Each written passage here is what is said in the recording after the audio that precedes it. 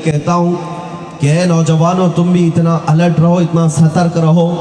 हमारे जिस्म की हड्डियों से गोश्त तो निकल सकता है, मगर दिल से मेरे मुस्तफ़ा का नाम नहीं जाएगा। हुजूर पाक सल्लल्लाहु ताला अलैहि वसल्लम का जिक्र कभी कम नहीं होगा। और अल्हम्दुलिल्लाह पिछले कई महीनों से हिंदुस्तान के चप्पे चप्पे कोने कोने में मुझे जाने का इत्तेफाक हुआ। इन खबीसों ने मेरे आका के चरित्र पर उंगलियां उठाई। लाखों लोग जो जलसे में नहीं आते थे मेरे आका के जिक्र में आने लग गए। हाँ, ये जो माहौल बना है, ये जो माहौल बना है, जिस इलाके में मैं जा रहा हूँ हजारों की तादाद में सर नजर आते हैं, समंदर नजर आता है। किसके नाम पर आता है? किसी नेता के नाम पर नहीं। ये मजमा वोट और नोट का नहीं, ये सिर्फ गुंबद खजरा के आका का है। रात के 12 बजे के बाद ये जोश अगर किसी जगह पर देखना हो तो वो सिर्फ नाम मुस्तफ़ा पर मिल सकता है।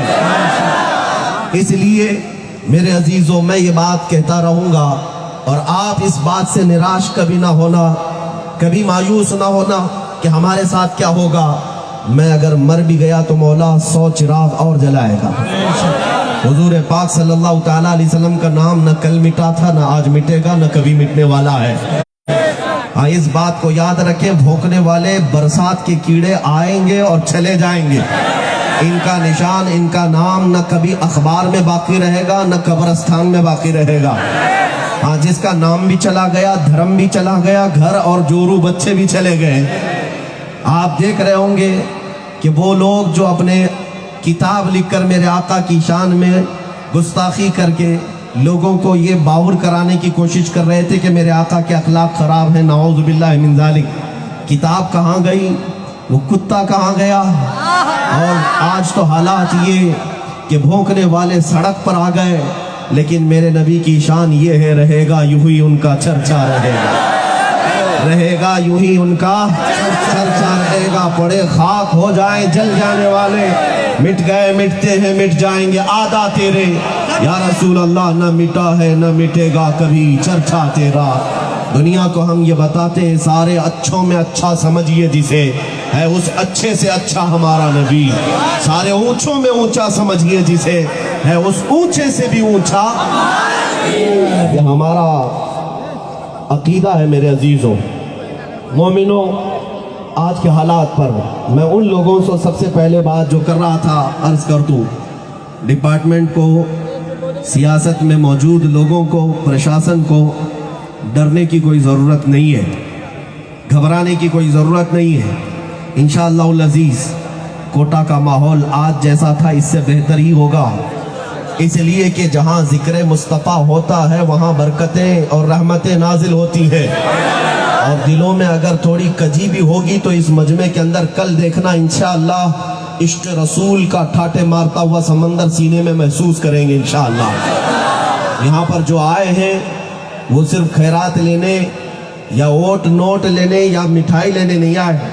यहाँ जो आए हैं वो मोहब्बत मुस्तफ़ा की खुशबू लेने आए, और जिसके नसीब में ये खुशबू मिली इंशाअल्लाह वो दंगा नहीं करेगा, फसाद नहीं करेगा, बल्कि ज़मीन को अमन और अदल से भर देगा इंशाअल्लाह। मैं उनसे कहता हूँ घबराने की ज़रूरत नहीं। मुझ जैसे आदमी से डर और खौफ की कोई बात नहीं कि हम यहाँ माहौल ख़राब करेंगे। माहौल ख़राब करने वाले कुत्तों को जब तक आप आज़ाद छोड़े रहेंगे, ये माहौल तो बिगड़ने के चांसेस ज़्यादा हैं।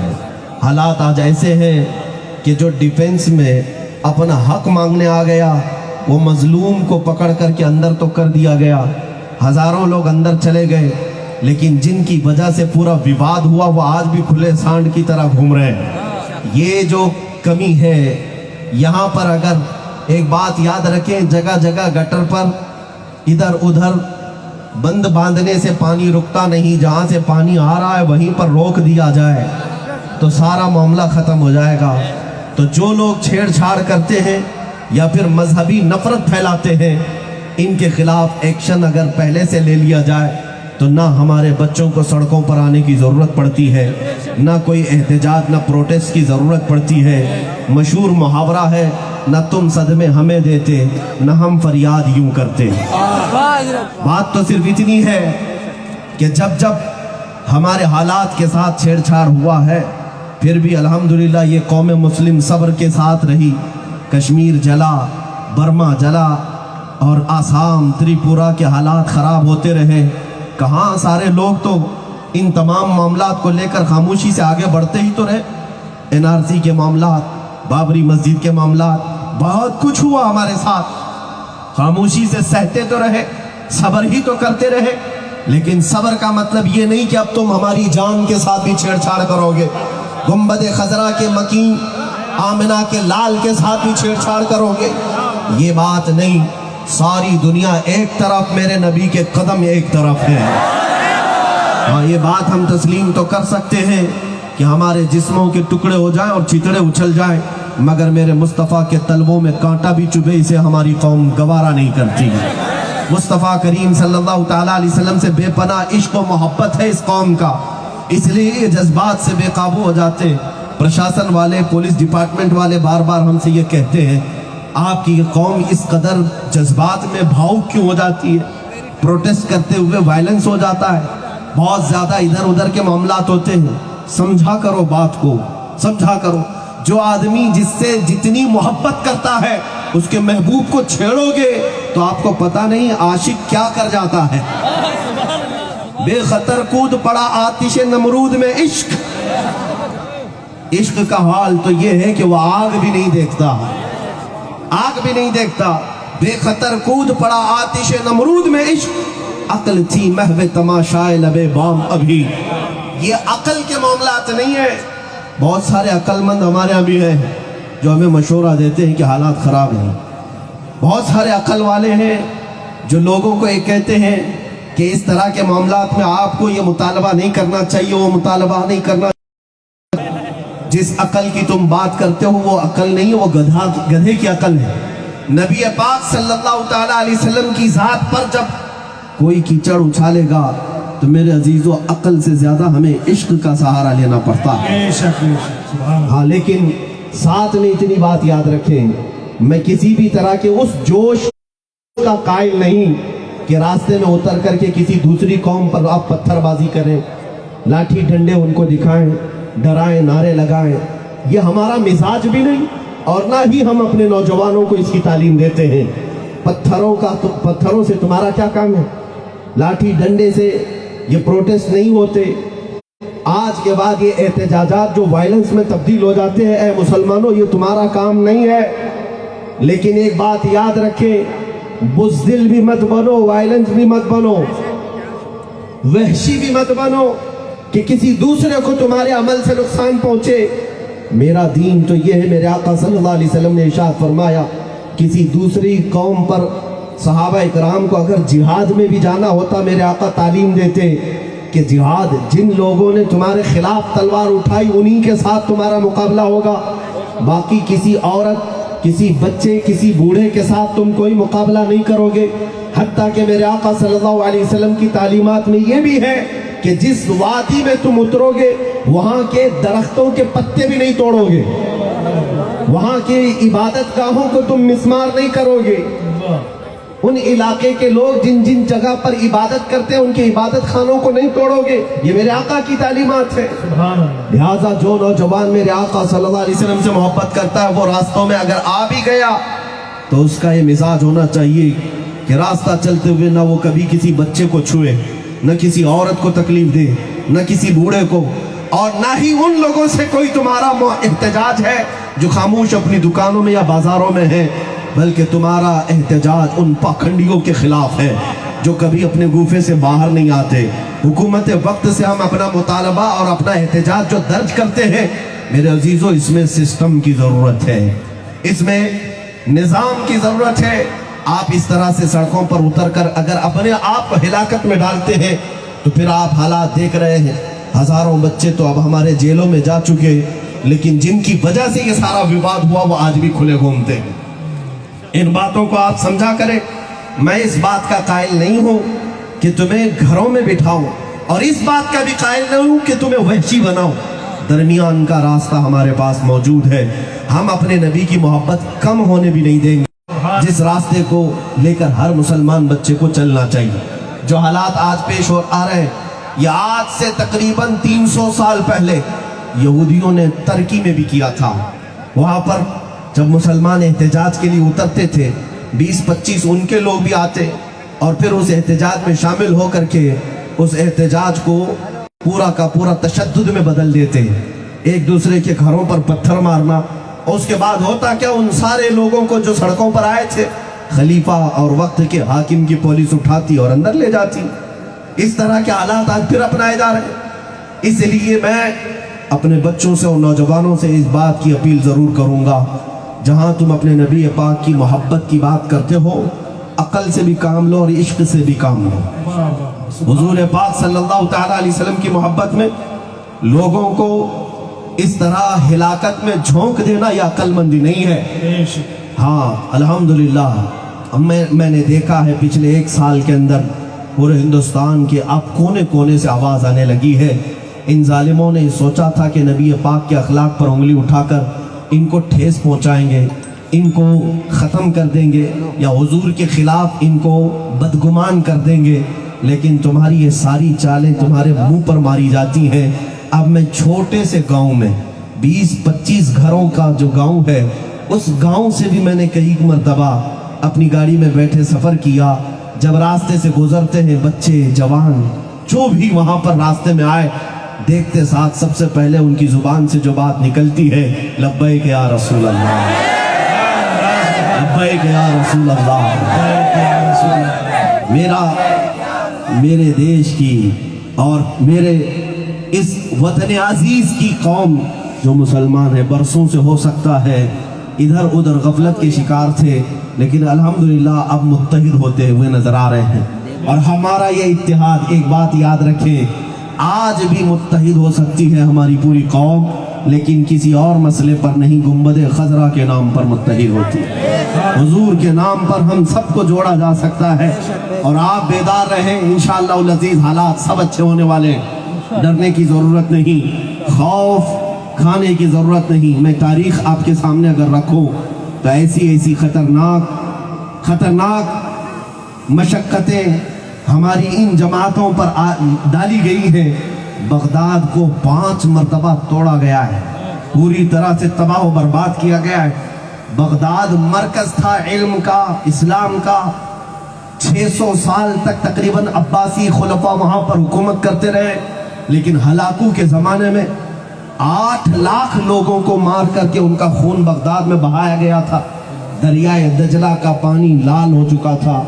یہ سب کر کے دیکھ چکے چنگیز کے زمانے میں, ہلاکو کے زمانے میں, اور پھر اس کے علاوہ کتنے بڑے بڑے ظالم آئے. سب کے زمانے میں اسلام کو ان تمام حالات سے دوچار ہونا پڑا. مراکش, ٹیونس, لیبیا, اسپین ٹوٹ کر گر گیا, ختم ہو گیا. 700 سال تک جہاں اسلامی حکومت قائم رہی وہ اندلس, اسپین ختم ہو گیا. لیکن میرے عزیزوں, ان تمام ظالموں کے مسلمانوں کو قتل کرنے کے بعد کیا اسلام ختم ہوا؟ کیا قرآن ختم ہوا؟ کیا میرے نبی کی ذات پر کوئی نقطہ آ سکا؟ کچھ نہیں ہونا ہے, کچھ نہیں ہونا ہے. جب چنگیز, ہلاکو, یزید جیسے بڑے بڑے ظالموں نے اس درخت کو ہلانے کی کوشش کی, خود تباہ و برباد ہو گئے, تو 5 سال کی نشیڑی حکومت ہمارا کیا کر سکتی ہے؟ کچھ نہیں ہوگا, کچھ نہیں ہوگا. ہاں اگر تمہیں نشہ ہے اس بات کا, نشہ ہے اس بات کا کہ طاقت ہمارے پاس ہے, سیاست ہمارے پاس ہے, قوت ہمارے پاس ہے, بلڈوزر ہمارے پاس ہے, لاٹھی لکڑیاں ہمارے پاس ہے, جسے چاہیں گے مار دیں گے. کان کھول کر کے سن لو, اللہ تعالیٰ ظالموں کے عمل سے بے خبر نہیں. جب اس کی طرف سے انتقامی عمل آئے گا تو پھر تم دیکھو گے. اسی بات کا نعرہ میرا یاد رکھو کہ چند سالوں کے بعد یا چند مہینوں کے بعد کچھ دیر کی خاموشی ہے, پھر شور آئے گا. آج تمہارا وقت ہے, کل ہمارا دور آئے گا.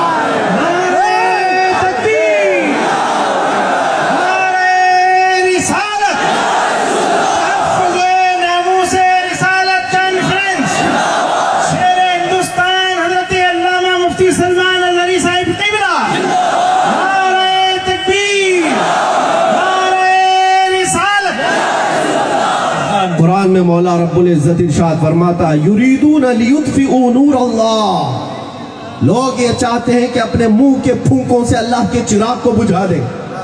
لوگ یہ چاہتے ہیں. اللہ کا چراغ یہ دین اسلام ہے, میرے آقا کی ذات ہے. منہ کے پھونک سے چراغ بجھانے کی کوشش کرتے ہیں. وہ بھی کون سا چراغ؟ جو چھوٹی ہلکی لو والا نہیں, بلکہ جس کی روشنی پورے عالم اور کائنات پر چھائی ہوئی ہے.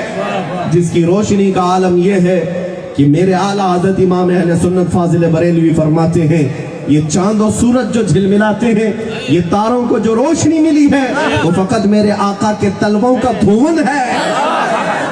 حضور پاک صلی اللہ تعالیٰ علیہ وسلم کے نہانے کا اترن ہے. حضور کے غسالے کا اترن اگر چاند و سورج اور تاروں کو ملے وہ اتنا جگمگاتے ہیں, تو تم اس ذات مصطفیٰ کو جو پورا نور علی نور ہے اسے مٹانے کی کوشش کرتے ہو, اسے پھونکنے کی کوشش کرتے ہو. یاد رکھنا کہ یہ نبی پاک صلی اللہ تعالیٰ علیہ وسلم کی ذات پر کبھی کوئی فرق نہیں آئے گا.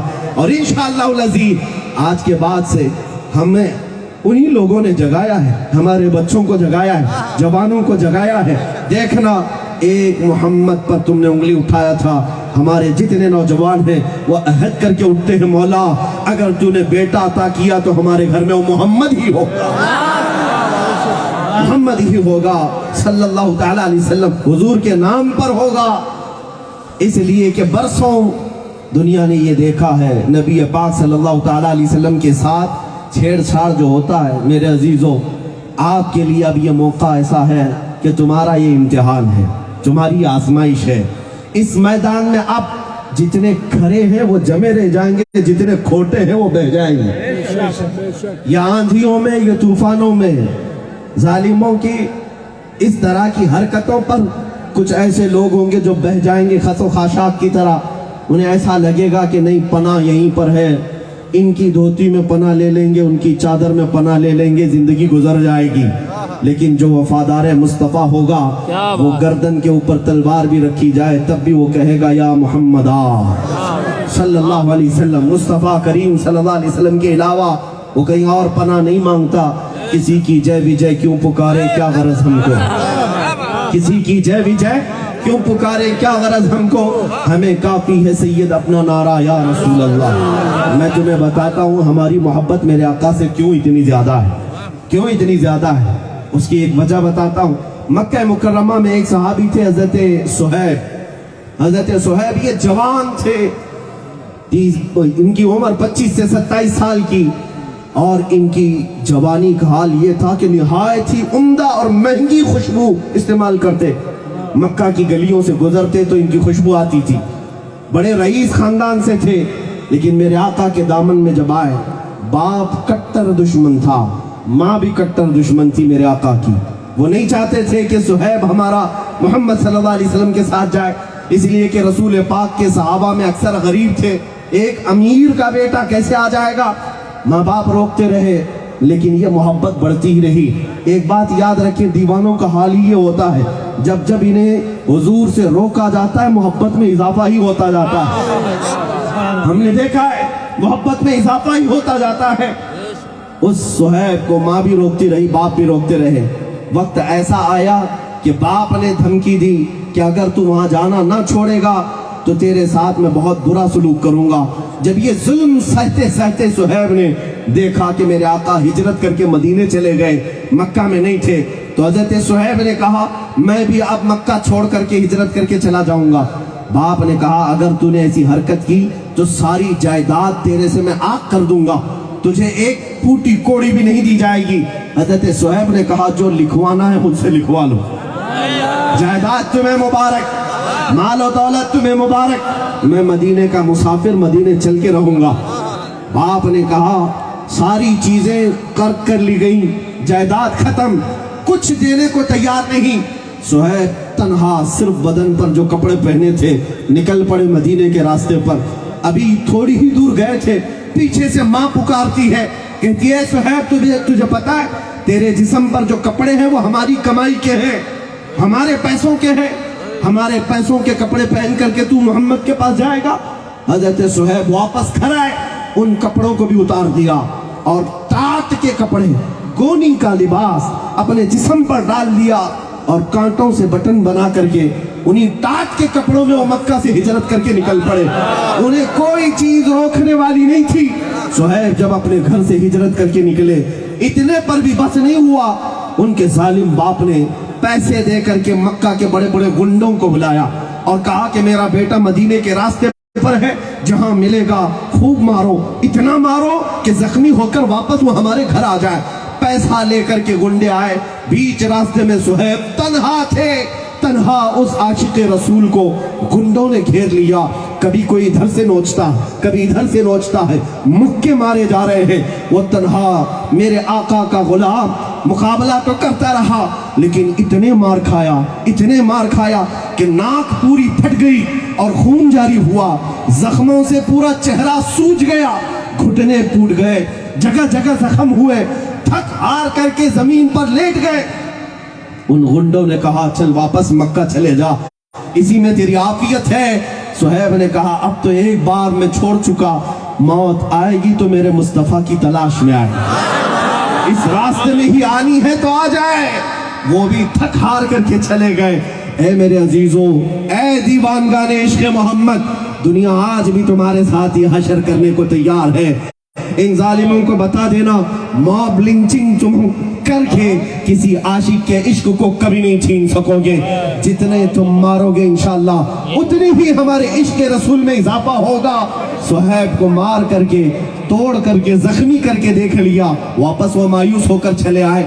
جانتے ہو پورا دن زخموں کے حالت میں چور چور وہ وہیں پڑے رہے.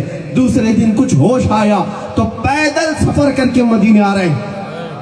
9 دن کا سفر, 425 کلومیٹر کا سفر ہے مکہ سے مدینہ. یہ پیدل چلے آ رہے تھے میرے آقا کے اشتیاق میں, میرے آقا کی محبت میں.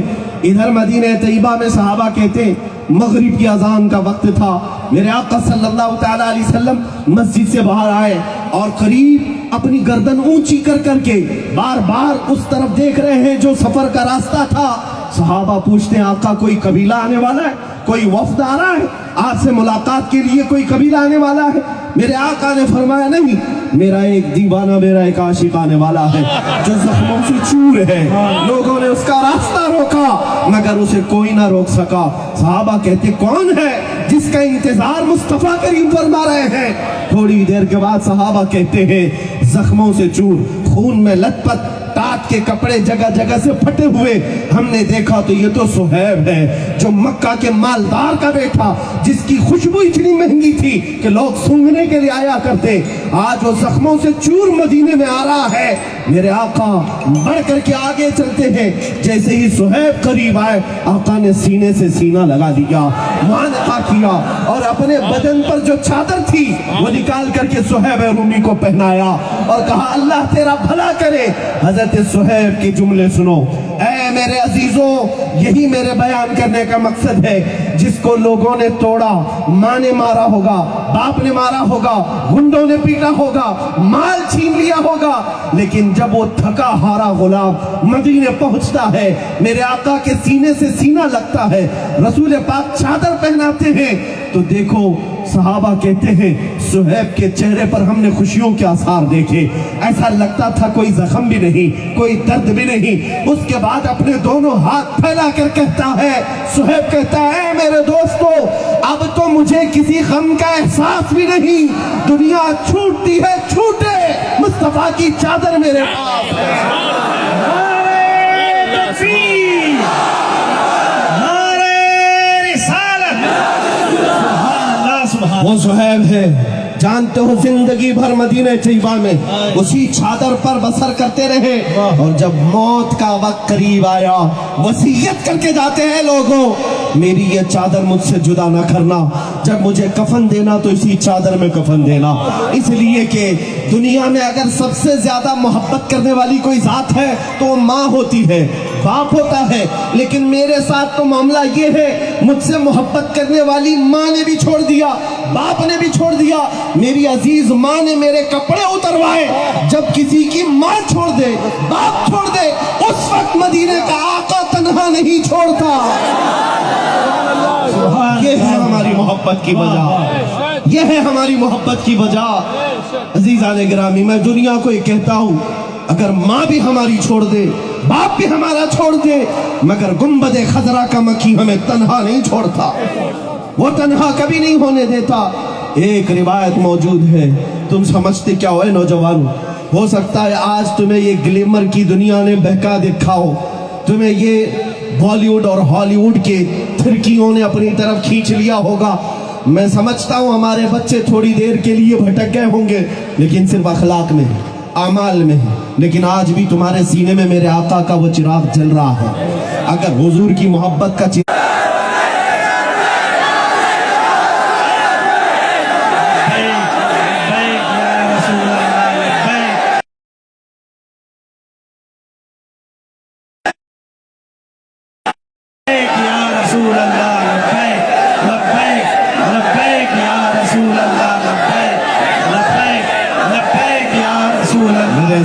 मैंने तो अब ये जागते हुए और अवेयरनेस आते हुए भी मैंने महसूस किया कि आज से 1 साल पहले एक खबीस मलून पाखंडी मेरे नबी पाक की शान में भौंक रहा था, तो हमने उसे पुकार कर कहा था कि आओ चलते हैं आग में देख करके। आपको पता होगा मेरे अजीजों, हमारे जज्बात से कोई मंसूबाबंदी नहीं, कोई प्लानिंग से नहीं, बल्कि दिल जब दुखता है तो यही मैंने कहा, इश्क कुछ भी कर सकता है।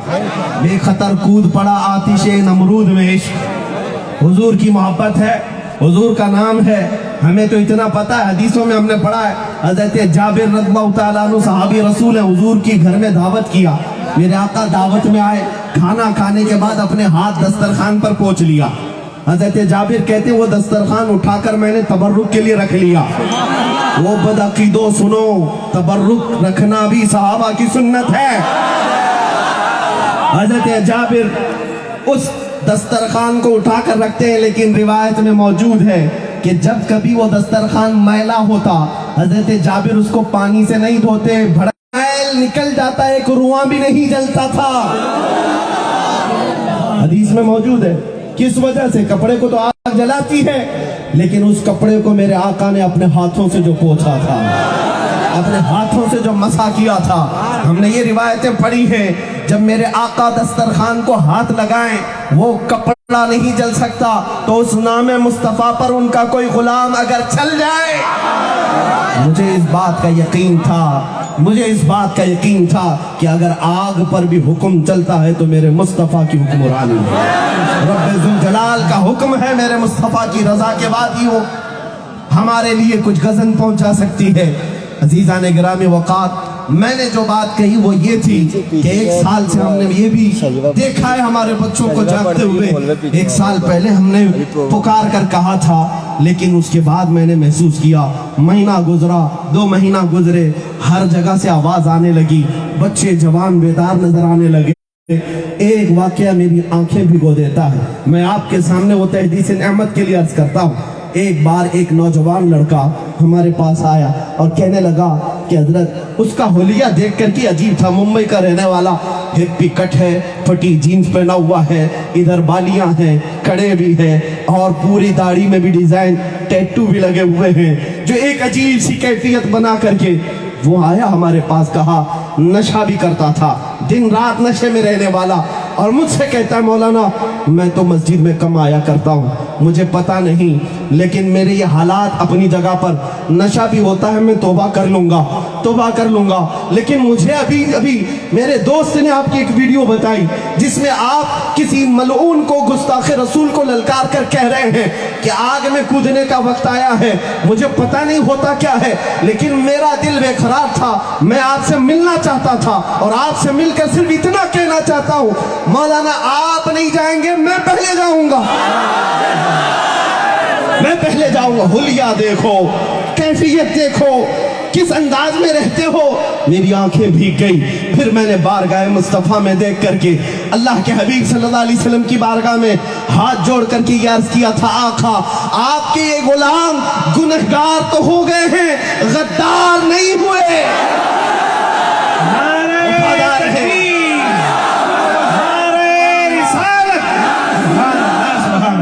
हुजूर के नाम पर ये नहीं कि सिर्फ नमाजी आगे बढ़ेंगे, सिर्फ हज करने वाले हाजी ही आगे बढ़ेंगे, یہ نہیں ہے کہ پرہیزگار ہی آئیں گے. میں نے اب محسوس کیا ہے ہماری قوم کے وہ بچے جو مسجد نہیں آئے یا پھر غلط راستے پر بھی تھے، لیکن جب ہمارے کرنٹ کے تار کو کسی نے چھیڑا ہے تو ان نوجوانوں میں بھی بے قراری دیکھنے کو ملی ہے، یہ بے چینی دیکھنے کو ملی ہے. کیوں؟ اس لیے کہ یہ ہمارا بچہ حالات سے اور نفس کی وجہ سے بہک تو گیا ہے، لیکن ابھی میرے آقا کے قدموں کو چھوڑا نہیں ہے. اس لیے دنیا والوں سنبھل جاؤ، یہ نبی پاک کے غلام ابھی بیدار بھی ہیں اور زندہ بھی ہیں. میں آپ کو یہ کہنا چاہتا ہوں، یہ جو بیداری ہے تمہاری، اس کو قائم رکھو. اور اس لیے بھی میں نے ابھی ایک واقعہ صحابی رسول حضرت صہیب کا بتایا. کیوں ہم اتنی محبت کرتے میرے آقا سے؟ اس لیے کہ پوری اس بھری کائنات میں ہم نکموں اور غریبوں کو کسی کا خیال ہے؟ ہمارا اگر کوئی خیال کرتا ہے تو کوئی یہ ذات نہیں، وہ مدینے کے تاجدار کی ذات ہے. تمہیں پتا ہے میرے آقا نے فرمایا کہ اگر ایک کانٹا بھی تمہارے پاؤں میں چبھتا ہے، امتیوں سنو، اے جوان بچوں سنو، میرے آقا فرماتے ہیں تمہارے پاؤں میں کانٹا بھی چبھتا ہے، حضور فرماتے ہیں اس کا درد مجھے بھی ہوتا ہے. کون ہے یہ درد کا احساس کرنے والا؟